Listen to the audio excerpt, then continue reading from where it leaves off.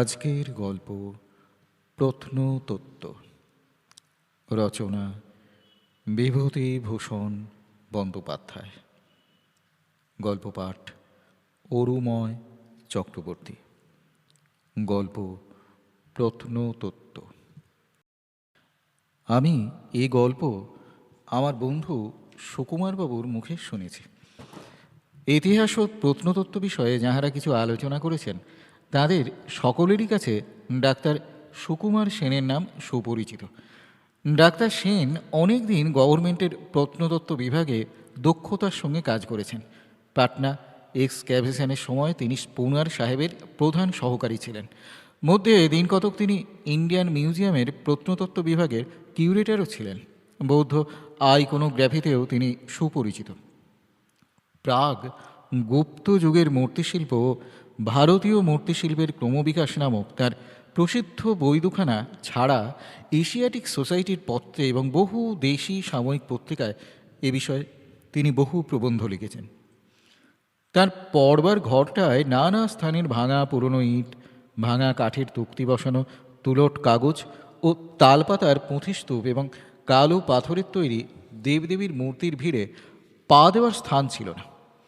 এইসব মূর্তির শ্রেণীবিভাগ করতে তিনি অত্যন্ত পরিশ্রম করতেন। কোনো নতুন আনা মূর্তি পেলে তিনি বেশ ভালো করে দেখতেন, পুঁথি মেলাতেন, তারপর টিকিট আঁটতেন বৌদ্ধ মূর্তি তারা। দিন কতক পরে এ বর্ণনা তার মনঃপুত হতো না। তিনি আপন মনে বলতেন, ওটা ললিতক্ষেপ পজ হলো যে, তারা কি করে হবে। তারপর আবার লেন্স হাতে মূর্তিটার এপিঠ ওপিঠ ভালো করে দেখতেন।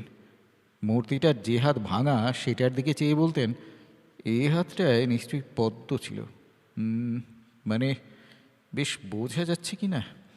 তারপর আবার পুরনো টিকিটের ওপর নতুন টিকিট আঁটতেন, বৌদ্ধ মূর্তি জম্ভোলা। তার এই ব্যাপার থেকে আমার হাসি পেত। আমার চেয়েও বিজ্ঞ লোকে ঘাড় নেড়ে বলতো, হ্যাঁ ওসব চালাকিবাজি রে বাবু, চালাকিবাজি, নইলে কোথাকার পাটলিপুত্র কোথায় চলে গেল। ওরা আজ খোঁড়া ইট পাথর সাজিয়ে হুবহু বলে দিলেন এরা অশোকের নাট মন্দিরের গোড়া, ওটা অশোকের আস্তাবলের কোণ। দেখতে দেখতে এক প্রকাণ্ড রাজবাড়ি মাটির ভেতর থেকে গজিয়ে উঠল।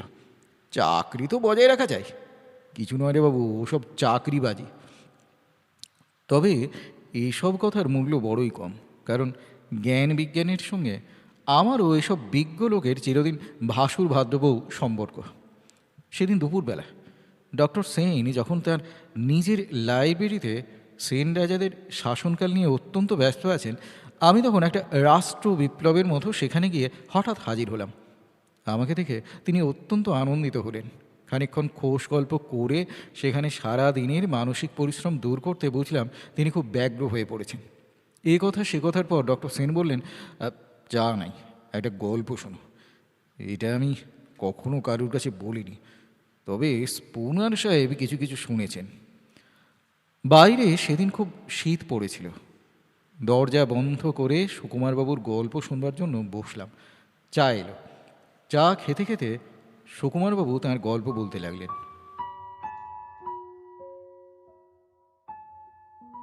বিক্রমপুরের পুরনো ভিটার কথা বোধহয় কিছু কিছু শুনে থাকবে। এটা কতদিনের তা সেখানকার লোকে কেউ বলতে পারে না। অনেক দিন ধরে ঢিবিটা ওই রকমই দেখে আসছে। এটা কার বা কোন সময়ের তা তারা কিছুই বলতে পারে না। ঢাকা মিউজিয়াম থেকে সেবার ওই ঢিবিটা খুঁড়বার কথা উঠল। এর পূর্বে বরেন্দ্র অনুসন্ধান সমিতি ও ঢাকা সাহিত্য পরিষদ শাখা থেকে ওটা কয়েকবার খুঁড়বার প্রস্তাব হয়, কিন্তু টাকার জোগাড় করতে না পেরে তারা পিছিয়ে যান। আমার কাছে যখন কথা উঠল তখন আমারও মত ছিল না, কারণ আমার মনে মনে ধারণা ছিল খরচ যা পড়বে তার তুলনায় আমাদের এমন বিশেষ কিছু পাবার আশা নেই। অবশেষে কিন্তু আমার আপত্তি টিকল না। ওটা খুঁড়বার জন্যে টাকা বরাদ্দ হলো। আমি বিশেষ অনুরোধে পড়ে তত্ত্বাবধানের ভার নিলাম। গিয়ে দেখলাম যে ঢিবিটা হবে তার কাছে আর একটা ঠিক তেমনি ঢিবি আছে। এই ঢিবির কাছে একটা প্রকাণ্ড দিঘি আছে, তা প্রায় মজে এসেছে। ঢিবি দুটো খুব বড় বড়, ময়না কাটার বন আর বড় বড় আগাছায় পশ্চিম দিকের ঢিবিটার উপরের অংশ একেবারে দুর্গম। পূর্ব দিকের ঢিবিটা একটু ছোট, তার পেছনের ঢালু দিকটায় খানিকটা ফাঁকা ঘাসের জমি আছে। স্থানটা কতকটা নির্জন। সাধারণত খনন কার্য আরম্ভ করবার সময় আমরা প্রথমটা প্ল্যান তৈরি করে নিয়ে কাজ আরম্ভ করি। তারপর কাজ এগিয়ে যাবার সঙ্গে সঙ্গে কতকটা আন্দাজে, কতকটা খুব ক্ষীণ সূত্র ধরে আমরা সেই প্ল্যান ক্রমে ক্রমে বদলে চলি। পাটনা এক্সক্যাভেশনের সময় এতে খুব কাজ হয়েছিল, কিন্তু ছোট দুটো গ্রাম্য ঢিবি খুঁড়ে তুলতে আমি এসব কারবার আবশ্যক দেখলাম না। আমাদের সঙ্গে প্রত্নতত্ত্ব বিভাগের খনন কার্য চালিয়েছে এমন কোনো লোক ছিল না। তার কারণ এই যে ওটা খোঁড়া হচ্ছিল ঢাকা পিডব্লিউডি থেকে। এই ঢিবি দুটোর বড়টাকে ওখানকার লোকে বলে নাস্তিক পণ্ডিতের ভিটা, ও ছোটোটাকে বলে টোল বাটির ভিটা। কারুর মতে এই নাস্তিক পণ্ডিত হলেন বৈষ্ণব ভক্তি শাস্ত্রকার বল্লভাচার্য। তিনি শেষ বয়সে বৈষ্ণব ধর্ম ত্যাগ করে শঙ্কর বেদান্তের ভক্ত হয়ে পড়েছিলেন। এই জন্য দেশের লোকে তার শিষ্যত্ব গ্রহণ করতে নারাজ হয়। কেউ কেউ বলেন বল্লভাচার্য বিক্রমপুরের ত্রিসীমানায়ও জন্মাননি। তাদের মতে ওরা ষোড়শ শতাব্দীর প্রসিদ্ধ নৈয়ায়িক শ্রীকৃষ্ণ তর্কালঙ্কারের ভিটা। যাক সে কথা। আমি কিন্তু জানতে পেরেছি ওখানে কে বাস করতেন। আমি যা জানতে পেরেছি পূর্বে কেউ কেউ তা আন্দাজ করেছিলেন, কিন্তু জোর করে কিছু বলতে পারেননি। আমি জোর করে বলতে পারি, কিন্তু বলিনি। কেন বলিনি আর কেমন করে আমি তা জানলাম সেইটাই বলবো। কিছুকাল ধরে ঢিবির ওপরকার বন কাটানো হলো, তারপর প্রকৃতপক্ষে খনন কার্য শুরু হলো। আমার সঙ্গে আমার বন্ধু ঢাকা মিউজিয়ামের বাবু ছিলেন। তিনি শুধু প্রত্নতত্ত্বজ্ঞ ছিলেন না, তিনি ছিলেন তার চেয়ে বেশি প্রত্নতত্ত্বগ্রস্ত। প্রধানত তাঁরই আগ্রহে উৎসাহে আমরা এই কাজে হাত দিই। দিনের পর দিন ঢিবি দুটোর সামনে একটা প্রকাণ্ড ঘোড়া নিম গাছের ছায়ায় ক্যাম্প চেয়ার পেতে আমরা তীর্থের কাকের মতো বসে থাকতাম। আমার বন্ধুর চোখ মুখের ভাব ও উৎসাহ দেখে আমার মনে হতো তিনি আশা করেন খুঁড়তে খুঁড়তে একটা পুরনো আমলের রাজবাড়ি টাড়ি বা একটা তালপাতায় লেখা আস্ত বাংলা ইতিহাসের পুঁথি, অভাবপক্ষে সেই অজ্ঞাত নাস্তিক পণ্ডিতের ফসিল শরীরটাই বা মাটির মধ্য থেকে বেরিয়ে পড়ে। খুঁড়তে খুঁড়তে প্রথমে বেরোলো একটা মাটির ঘট। ওরকম গড়নের ঘট এখন আর বাংলায় কোনো জায়গায় তৈরি হয় কিনা জানি না। ঘটের গলার নিচে থেকে তলা পর্যন্ত কার্ভটি যে দিয়েছিল সে গ্রাম্য কুমোরটিকে আমি শ্রদ্ধা করি। ঘরটার মধ্যে প্রায় আধ ঘট কড়ি। হিন্দু রাজত্বে কেনা বেচার জন্য কড়ি ব্যবহার হতো, তা জানো তো? কোন অতীত দিনে গৃহস্বামী ভবিষ্যৎ দুর্দিনের ভয়ে কড়িগুলো সযত্নে ঘটে ভরে মাটির মধ্যে পুঁতে রেখে দিয়েছিলেন। সেই ভবিষ্যৎ কতদিন হলো সুদূর অতীতে মিলিয়ে গিয়েছে, সঞ্চিত অর্থের আর প্রয়োজন হয়নি। ক্রমে ক্রমে আরও অনেক জিনিস বেরোতে লাগলো। আরও মাটির অনেক ভাঙা ঘট, কলসি, একখানা মরিচা ধরা লাল রঙের তলোয়ার, একটি প্রদীপ, ভাঙা ইটের কুচো এবং সকলের শেষে বেরোলো একটি কালো পাথরের দেবদেবী মূর্তি। এই মূর্তিটিকে নিয়ে আমার গল্প, অতএব এইটাই ভালো করে বলি।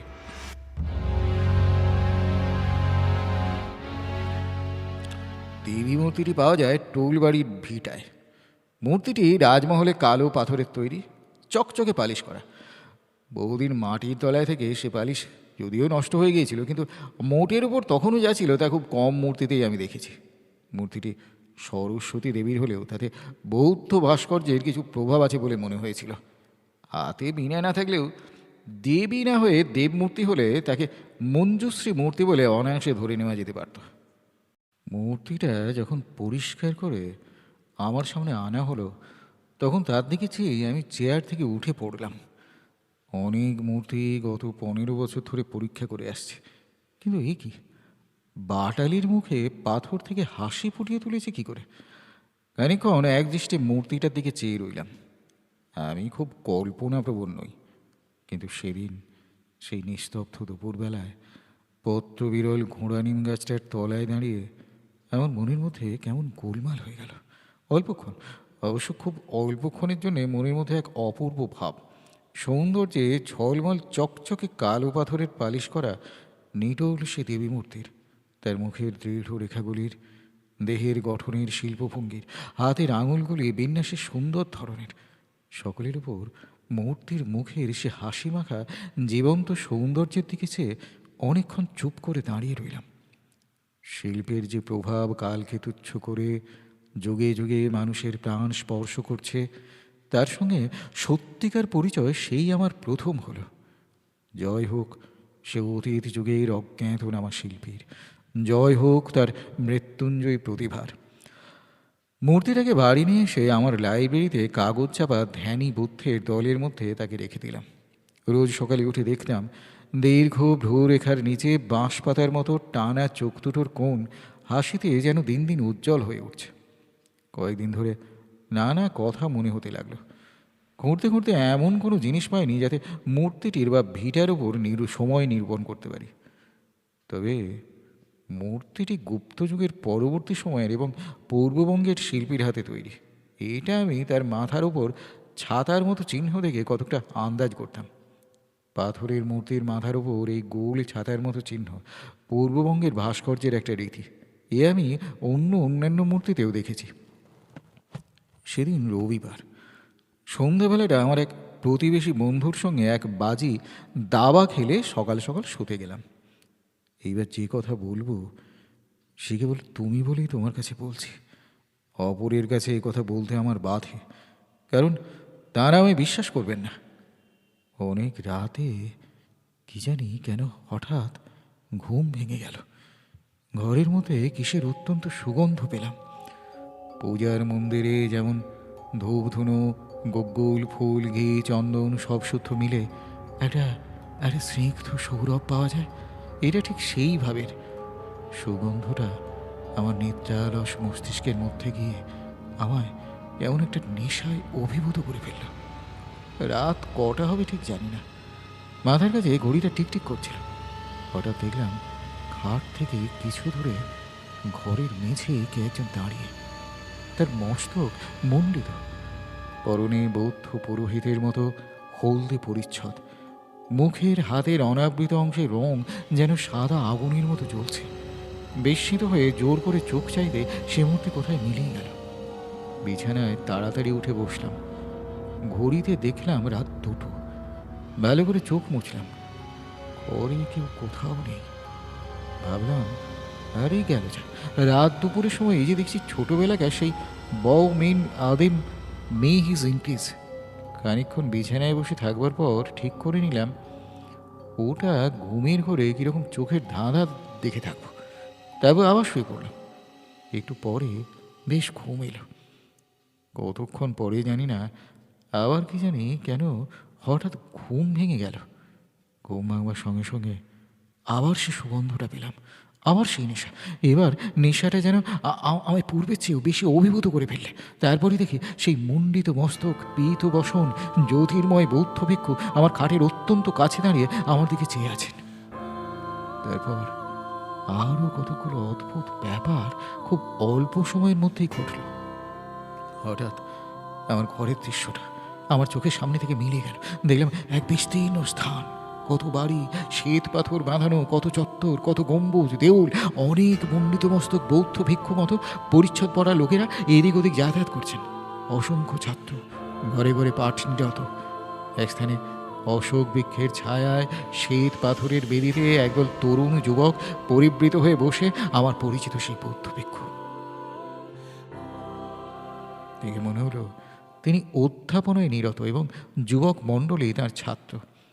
অশোক কুঞ্জের ঘন পল্লবের প্রান্তস্থিত রক্তপুষ্পগুচ্ছের ঝরা পাপড়ি গুরু ও শিষ্যবর্গের মাথার উপর বর্ষিত হতে লাগল। দেখতে দেখতে সে দৃশ্য মিলিয়ে গেল। আমার তন্দ্রালস কানের মধ্যে নানা বাজনার একটা সম্মিলিত সুর বেজে উঠল।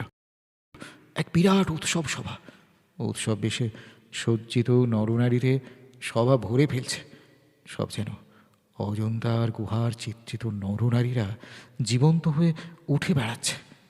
কোন প্রাচীন যুগের হাবভাব, পোশাক পরিচ্ছদ, সভার চারিধারে বর্ষা হাতে দীর্ঘদেহ সৈনিকরা দাঁড়িয়ে, তেজস্বী যুদ্ধের ঘোড়াগুলো মূল্যবান সাজ পরে দাঁড়িয়ে দাঁড়িয়ে পা ঠুকছে। সবার মাঝখানে রক্তাম্বর পরনে চম্পক গৌরী কে এক মেয়ে। মেয়েটিকে সামনে দাঁড়িয়ে উজ্জ্বল ইস্পাতের বর্মটা এক যুবক, তার কোমরে ছকছকে ইস্পাতের খাপে বাঁকা তলোয়ার তুলছে। গলায় ফুলের মালা, মুখে বালকের মতো সরল সুকুমার হাসি লেখা। মেয়েটির নিটোল সুন্দর হাতটি ধরে যুবকের দৃঢ় পেশিবহুল হস্তে যিনি স্থাপন করলেন, ভালো করে চেয়ে দেখলাম তিনি আমার রাতের বিশ্রামের ব্যাঘাতকারী সেই বৌদ্ধ ভিক্ষু। বায়োস্কোপের ছবির মতো বিবাহ সভা মিলিয়ে গেল। হঠাৎ আমার হাত পা যেন খুব ঠান্ডা হয়ে উঠল, শীতে দাঁতে দাঁত লাগতে লাগলো, পায়ের আঙুল যেন আড়ষ্ট হয়ে উঠল। চোখের সামনে এক বিস্তীর্ণ সাদা বরফের রাজ্য। উপর থেকে বরফ পড়ছে, তুষার বাষ্পে চারিধার অস্পষ্ট। সামনে পিছনে সুউচ্চ পর্বতের চূড়া। সামনে এক সংকীর্ণ পথ এঁকে বেঁকে উচ্চ হতে উচ্চতর পার্বত্য প্রদেশে উঠে গিয়েছে। এক দীর্ঘদেহ ভিক্ষু সে ভীষণ দুর্গম পথ বেয়ে ভীষণতর হিমবৃষ্টির মধ্যে দিয়ে মাতালের মতো টলতে টলতে পথ চলেছেন। তার মাথা যেন ক্রমে নুয়ে বুকের উপর এসে পড়ছে, কিন্তু তবু তিনি না থেমে ক্রমাগত পথ চলেছেন। বহু দূরের এক উত্তুঙ্গ তুষারমণ্ডিত পর্বতচূড়া কিসের আলোয় রক্তাভ হয়ে দৈত্যের হাতের মশালের মতো সে বিশাল তুহিন রাজ্যের দূর প্রান্ত আলোকিত করে ধকধক করে চলছে। তুষার বাষ্প ঘন হতে ঘনতর হয়ে সমস্ত দৃশ্যটা ঢেকে ফেলল। তারপরে চোখের সামনে এই যে আমারই চিরপরিচিত বাংলাদেশের পাড়াগা, ঘরের ঘরের পেছনে ছায়াগহন বাঁশ বনে বিকাল নেমে আসছে। বঁইচি ছোপে শালিক দল কিচকিচ করছে। কাঁঠাল তলায় কোনো গৃহস্থের গরু বাঁধা। মাটির ঘরের দাওয়ায় বসে এক তরুণ যুবক, তার সামনে আমার খুঁড়ে বার করা সেই দেবী মূর্তি দেখে মনে হলো যুবকের অনেক দিনের স্বপ্ন ওই পাথরের মূর্তিতে সফল হয়েছে। বর্ষা সন্ধ্যার মেঘ মেদুর আকাশের নিচে ঘন শ্যাম কেতকী পল্লবের মতো কালো ভাবগম্ভীর চোখ দুটি মিলে সে পাথরের মূর্তির দিকে একদৃষ্টে চেয়ে আছে। হঠাৎ সে দৃশ্য মিলে গেল। দেখি আমি আমার ঘরে খাটেই শুয়ে আছি, পাশে সেই বৌদ্ধ ভিক্ষু। এবার তিনি কথা বললেন। তার কথাগুলি আমার খুব স্পষ্ট মনে আছে। তিনি বললেন, তুমি যে মূর্তিটি মাটি খুঁড়ে বার করেছ, তারই টানে অনেক দিন পরে আজ আবার পৃথিবীতে ফিরে এলাম। 900 বৎসর আগে আমি তোমার মতোই পৃথিবীর মানুষ ছিলাম। যে স্থান তোমরা খুঁড়েছ ওই আমার বাস্তু ভিটা ছিল। তুমি জ্ঞান চর্চায় সমস্ত জীবন যাপন করেছ, এই জন্যেই তোমার কাছে আসা আমার সম্ভব হয়েছে। এবং এই জন্যেই আমি অত্যন্ত আনন্দের সঙ্গে আমার জীবনের কতগুলি প্রধান প্রধান ঘটনা তোমাকে দেখালাম। আমি দীপঙ্কর শ্রীজ্ঞান। নরপাল দেবের সময়ে আমি নালন্দা মহাবিহারের সংঘস্থবির ছিলাম। ভগবান তথাগতের অমৃতময় বাণীতে আমার মন মুগ্ধ হয়েছিল। সেজন্য দেশের হিন্দু সমাজে আমার জনপ্রিয়তা নষ্ট হয়। দেশের টোলের অধ্যাপনা ছেড়ে আমি নালন্দা যাই। বুদ্ধের নির্মল ধর্ম যখন তিব্বতে অনাচারগ্রস্ত হয়ে উঠেছিল, তখন ভগবান সাক্ষশ্রীর পরে আমি তিব্বত চাই সে ধর্ম পুনরুদ্ধারের জন্যে। আমার সময়কার এক গৌরবময় দিনের কথা আজও আমার স্মরণ হয়। আজ অনেক দিন পরে পৃথিবীতে বাংলায় ফিরে এসে সে কথা বেশি করে মনে পড়েছে।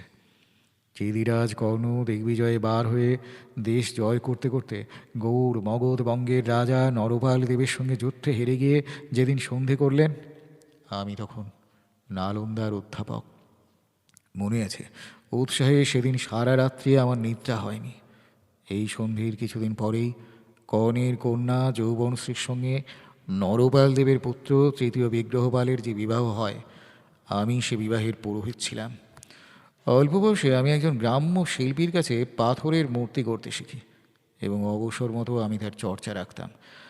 তারপর আমি যখন পিতামহের টোলে সারস্বত ব্যাকরণের ছাত্র, তখন সমস্ত শক্তি ও কল্পনা ব্যয় করে জ্ঞানের অধিষ্ঠাত্রী দেবীর এক মূর্তি করি। মূর্তিটি আমার বড় প্রিয় ছিল। ওই মূর্তিটির টানেই অনেক দিন পরে আবার পৃথিবীতে ফিরে এলাম। দেশের লোকে আমায় নাস্তিক বলতো, কারণ আমি একই বৌদ্ধ ছিলাম, তার উপর সাধারণভাবে ধর্মবিশ্বাস আমার ছিল না। যে অরুণোচ্ছটা রক্ত হিমবান শৃঙ্গ জনহীন তুষার রাজ্য আলোকিত করেছে, যা তোমায় দেখিয়েছি তা সত্যের রূপ। সাধারণ লোকের পক্ষে সে সত্য দুরধিগম্য। আমার কথা ধরি না, কারণ আমি নগণ্য, কিন্তু যে বিশাল সংগ্রাম আমাদের সময়ে সমস্ত ভারতবর্ষে জ্ঞানের আলো জ্বালিয়ে রেখেছিল, তার সমস্ত অধ্যাপকই সে উচ্চ দার্শনিক সত্যকে চিরদিন লক্ষ্য রেখে চলেছিলেন। আমিও অনেক বিপদ মাথা পেতে নিয়ে সাধ্যমতো তাদের পদাঙ্ক অনুসরণ করেছিলাম। যেখানে এখন আছি সেখানে সেসব যুগপুত্র জ্ঞান ও তপস্বী আমার নিত্য সঙ্গী। তোমরাও অমৃতের পুত্র, সেই লোক তোমাদের জন্যেও নির্দিষ্ট আছে। অজ্ঞানতার বিরুদ্ধে তোমাদের অভিযান জয়যুক্ত হোক। বৌদ্ধ ভিক্ষু কোথায় মিলিয়ে গেলেন? কিসের শব্দে চমক ভেঙে গিয়ে দেখি ভোর হয়েছে। বাইরের বারান্দায় চাকরির ঝাঁটার শব্দ পাওয়া যাচ্ছে। ডক্টর সেন গল্প শেষ করলেন। আমি জিজ্ঞাসা করলাম, মূর্তিটা কোথায়? ডক্টর সেন বললেন, ঢাকা মিউজিয়ামে। শুনলেন বিভূতিভূষণ বন্দ্যোপাধ্যায়ের গল্প প্রত্নতত্ত্ব। গল্পটি ভালো লাগলে অনুগ্রহ করে আমাদের গল্পে নাটকে অল্প সময় এই চ্যানেলটি সাবস্ক্রাইব করুন এবং আপনার মূল্যবান মতামত জানান কমেন্ট বক্সের মাধ্যমে।